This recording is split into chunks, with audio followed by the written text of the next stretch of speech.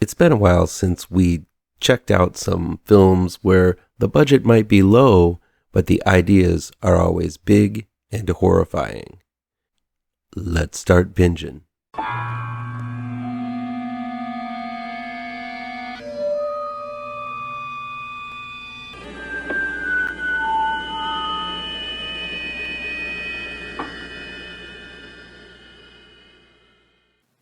Welcome back to ML Miller Frights. I'm ML Miller. Before we begin, please do me a favor and punch that like button down below. Share this video with all of your social media addicted pals.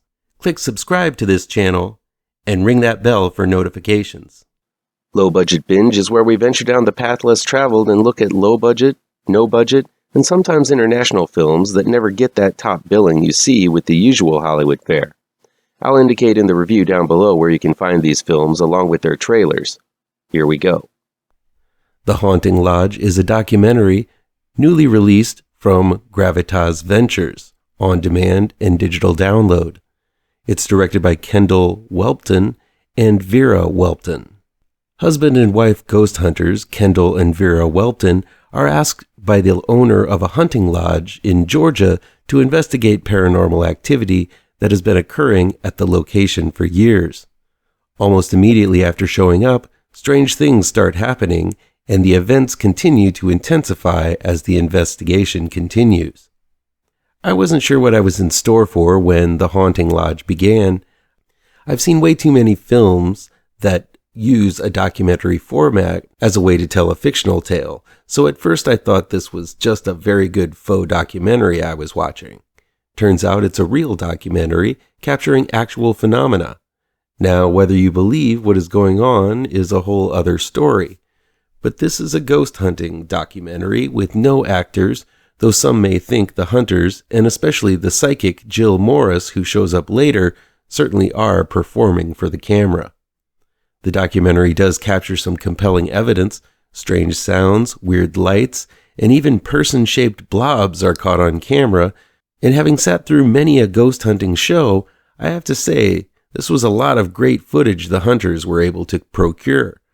One of the things that makes this doc worth watching is the fact that, as the runtime goes on, more and more strange events occur. My main frustration in most ghost hunting programs is that too many times houses shifting, settling, random noises, and other things are accounted as paranormal. While there's a little bit of that at the beginning, once things start rolling, it really makes for one of the most eventful paranormal investigations I've ever witnessed. Kendall and Vera Whelpton seem like no bullshit investigators. Their reactions feel real, and they don't seem to try to believe every little thing is a ghostly ghost. Vera is obviously terrified in the latter moments as the phenomena reaches peak activity.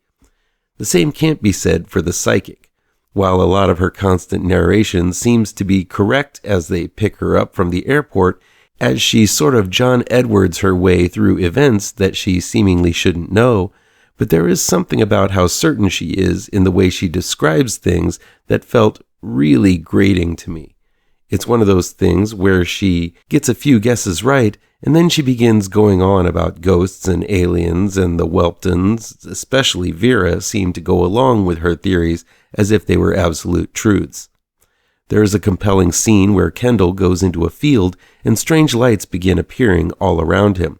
The film culminates with some very chilling scenes where everyone in the house is woken up by all sorts of unexplainable stuff of the spooky kind. I was honestly impressed with the bulk of this little documentary. If what they captured is real, it really is one of the most compelling investigations I've ever seen recorded. The Haunting Lodge is not going to make anyone a believer, but for those who get sick of people screaming, "What the hell is that?" at next to nothing in the darkness, this one delivers the goods. KILLHER is new on demand from Dark Sky Films. It's directed by Robyn August and written by Tom Kiesche. Maddie, played by Jenna Z. Alvarez, and her best friends Eddie, played by MC Huff, Jess, played by Emily Hall, and Ray, played by Nicole Lovins, take a camping trip into the woods for a glamping bachelorette weekend. But when they discover a strange outdoorsman named Mr. Rogers, played by Tom Kiesche, who wrote the film, has a tent next to theirs, they begin to suspect that he may be stalking them and gearing up to kill them. But in this cynical age of immediate assumptions of guilt, could the bachelorettes be jumping to conclusions? Well, someone is killing people, and if it isn't Mr. Rogers, then who the hell is it? Kill Her is a big fat mess of a movie. It places 4 people who really don't like each other in a desolate vacation that none of them really wants to be in. It's a film that seems to have been written backwards to get to the explosive finish without giving a lot of thought as to how they logically got there.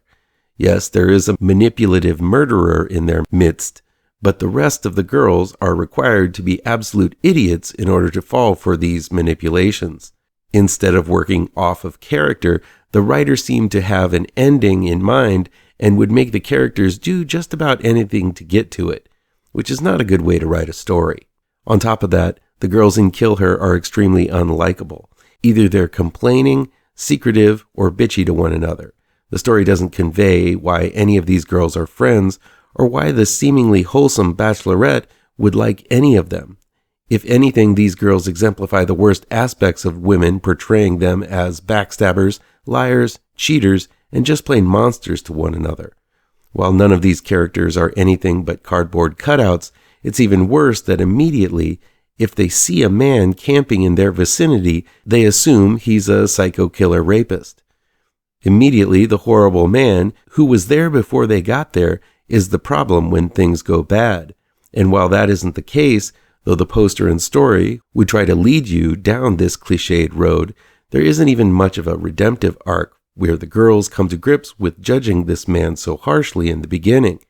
Nope, why come to grips that you're morally corrupt when you can have a girl power moment during the climax? I'm sorry, but this is one of those movies that feels like it was trying to subvert expectations, but in this day of subversion, every twist is predictable ages before the story finally decides to reveal it. And if Kill Her feels dated now, I can only imagine what this so-called forward-thinking film will be seen as 10 years from now. It's just clumsily made from the get-go. The acting is okay, all 4 girls are decent actresses, and while they're acting out a dumb script that tries to subvert and ultimately goes nowhere, they all seem capable, and I look forward to other things with them in it. But while I'm always open to new and different storytelling and different spins on the slasher genre, Kill Her lacks originality and even a moral center. It's practically bloodless, suspenseless, and one slasher film that I just can't recommend. The Hive is new on demand from Buffalo 8. It's directed and written by Jared Allmond. Albie, played by Timothy Hogg, and Penny, played by Christy Griffin, are a married couple who seem to be headed for divorce. When they attempt to have a night on the town, they return to their home to find another couple inside their home. The strange couple, played by Miles Tabor and Julianne Ruck, claims it is their home, and after an altercation, Albie and Penny leave and call the police. But when the police are non-responsive, they return to break into their own home and retake their house. The Hive, just from the name, gives a pretty big clue as to what the homeowners are dealing with, as it is pretty clear that these intruders are something other than human. This is a low-budget film, relying on the script and the actors to pull off the hefty lifting as the effects are saved for the climax. That means there needs to be convincing actors to achieve this, and the 4 leads do this pretty well for the most part. While there are moments where some of the action and emotion isn't sold, Hogg and Griffin prove to be pretty convincing as a couple on the rocks, but willing to try to fix things for the kids. Once the dire situation occurs, they begin turning on each other, which feels like a really human thing to do, as does the later moments where they realize their love for one another once things get ultra dire. Those 2 actors sell all of this pretty well, and their performances do a decent job of carrying the movie. Tabor and Ruck are equally good as the invaders. Both act extremely stiff, as if they aren't used to the skin they're walking around in, because they aren't. Paired with some twisted imagery of the chaos of what's going on in these intruders' heads, these performances are truly alien and fun to watch. You can really tell the budgetary limitations once the climax comes and effects are finally used. What could be covered up with a decent acting and clever editing comes to light once the effects actually show up.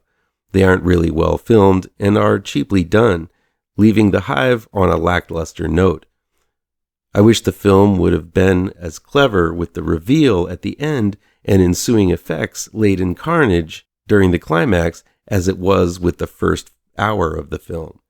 The HIVE isn't really anything new, it's basically Home Invasion of the Body Snatchers, but it has some decent moments of character performed by some strong actors that make it work as a low-scale thriller. The Elderly, aka VIEJOS, is new on demand from Dark Star Pictures. It's directed by Raúl, Cerezo, and Fernando González Gómez, and written by Javier Trigales, Raúl Cerezo, and Rubén Sánchez Trigos. When an elderly lady commits suicide, she leaves her husband Manuel, played by Zorion Eguilor, behind, prompting her son Mario, played by Gustavo Salmerón, and his family to step up and invite him into their home. But once inside the home, the elderly man seems to be off in some way and not really grieving about the loss of his life partner. As grandfather's actions become more erratic, the family is oblivious that something like this is occurring to all of the old folk in the city and around the world. From Raúl Cerezo and Fernando González Gómez, the Spanish creators of The Passenger, which was an excellent horror romp, comes The Elderly. And as bawdy as in-your-face as The Passenger was, The Elderly plays as a much more subtle movie based mostly in a single locale and relying on more of a quiet, pervasive horror. I guess I would call this film a slow burn, as the bulk of it is under the radar, strangeness, while a lot of the family drama is going on around it. Mario feels obligated to take in his father since he took care of him as a child. Mario's wife Lena, played by Irene Anula, is actually his second wife and is not only pregnant, but dealing with conflict as Manuel doesn't seem to particularly like her and constantly compares her to Mario's deceased first wife. Finally, Mario's oldest daughter, Naya, played by The Passenger's Paula Gallego, is going through a normal teenage rebellious phase with the tendency to storm off whenever the wind changes direction. It's because of this typical family drama that the family is oblivious to the changes occurring in their grandpa and the elderly around the neighborhood. I guess The Elderly shows directors Raúl Cerezo and Fernando González Gómez's range, but honestly, I prefer the more balls-to-the-wall craziness that occurred in The Passenger over this one's more subdued tone. I think the film almost goes too soft on the horror, and the result was me not being as invested in the overall scenario. None of the actors are particularly bad in selling the drama, and the final half hour really amps things up, but even then the film sticks mainly inside of the family's apartment, with only news reports and the occasional shot of an elderly person doing something insidious in the background. I feel had this film focused on the drama in the first half hour, realized something was wrong with Grandpa in the second, and the final half hour focused on the overwhelming dilemma, the film would have been much more evenly spaced and paced. There are some very strong performances, though. Zorion Eguilor, who plays the elderly Manuel, does a good job of playing a somewhat alien person in mid-transformation. He still interacts with some as a caring grandfather or even a crotchety old man, but he makes this transformation subtle and ever-increasing. But honestly, the true standout in The Elderly is Paula Gallego. She was a bright shining star in The Passenger and seems to be a favorite of these filmmakers. I'm going to make a safe bet that this little actress is going to be big someday, very, very soon. Gallego has a youthful beauty, but her character here is really crucial to the plot as she backs up her grandpa unquestionably, especially when it comes to attacks against her new stepmother, Lena, played by Irene Anula. Anula has the thankless role of being the stereotypical hysterical woman no one is listening to, as she is labeled as not liking the grandpa and overacting due to her pregnancy when she is really the first to notice something is off with the old folks. Though the road to realization that something is very wrong is long, I did enjoy the scenes where the family finally catches up with the truth. It comes out in a twisted way, in some scenes somewhat reminiscent of The Shining, as this film takes advantage of the creepiness of the elderly. Yes, this film reeks of ageism, and those getting up in age might not find some of the scenes are creepy at the expense of the older cast, when really it's just older people looking and doing things younger people do, aside from the killing, that is. The Elderly is a fun film with very strong performances and some effective scenes of creepy oldness. I think the narrative structure is skewed and the pacing is off, but it nevertheless highlights the horrors of getting old.